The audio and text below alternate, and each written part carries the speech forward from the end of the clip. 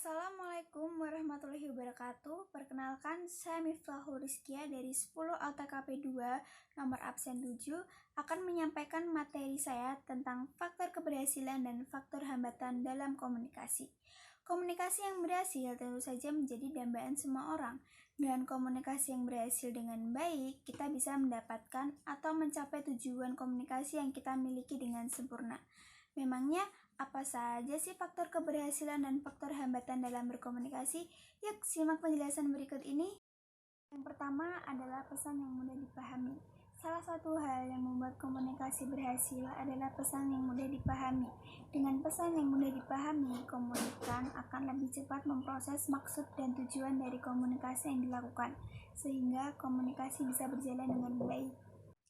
Yang kedua adalah persepsi positif. Persepsi positif adalah salah satu faktor utama komunikasi bisa berjalan dengan lancar. Apabila audiens dan komunikan memiliki pandangan buruk terhadap komunikator, maka hal itu tidak bisa diterima dengan baik. Ketiga, percaya diri. Percaya diri adalah salah satu faktor penting yang mempengaruhi seorang komunikator. Dengan rasa percaya diri yang baik dan dapat dirasakan oleh seluruh audiens yang sedang diajak bicara. Yang keempat adalah tingkat kedekatan komunikan dan komunikator. Hal yang juga bisa membuat komunikasi berhasil tanpa ada masalah tertentu karena adanya tingkat kedekatan antara komunikator dan komunikan. Oleh karena itu, melakukan berbagai teknik pendekatan untuk menambah tingkat kepercayaan diri komunikan kepada dirinya apabila hal itu diperlukan. Yang kelima adalah tidak adanya gangguan komunikasi. Untuk menjamin keberhasilan komunikasi yang dilakukan oleh komunikator bisa memastikan bagaimana keadaan yang melingkupi kondisi komunikasi yang akan dilakukan oleh komunikan. Yang keenam, penggunaan bahasa yang sama. Bahasa yang sama juga bisa membuat komunikasi bisa berhasil dengan mudah. Maka, gunakanlah bahasa yang dipahami oleh komunikan yang kamu hadapi supaya kamu bisa berkomunikasi dengan mereka. Faktor kegagalan komunikasi yang pertama adalah pesan yang sulit dipahami. Pesan yang berbelit-belit dan tidak memiliki inti yang jelas akan membuat komunikan susah dan malas memahami pesan yang disampaikan oleh komunikator. Oleh karena itu, gunakanlah pesan yang efektif dan efisien. Yang kedua, persepsi negatif.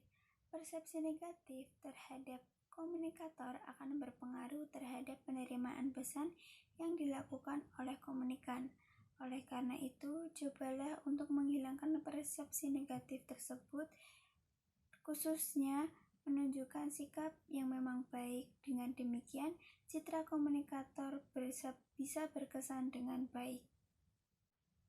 Yang ketiga, tidak percaya diri.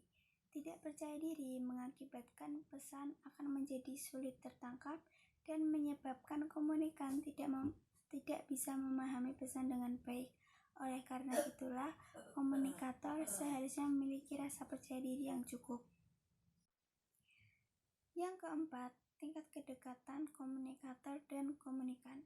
Jauhnya tingkat kedekatan komunikator dan komunikan bisa menghambat komunikasi yang dilakukan. Dalam hal komunikasi kelompok, kedekatan kelompok juga sangat berpengaruh. Yang kelima, gangguan komunikasi. Gangguan komunikasi seperti cacat fisik yang tidak diketahui, sumber suara yang mengganggu suara komunikator, dan lain sebagainya bisa menjadi salah satu penyebab gagalnya komunikasi.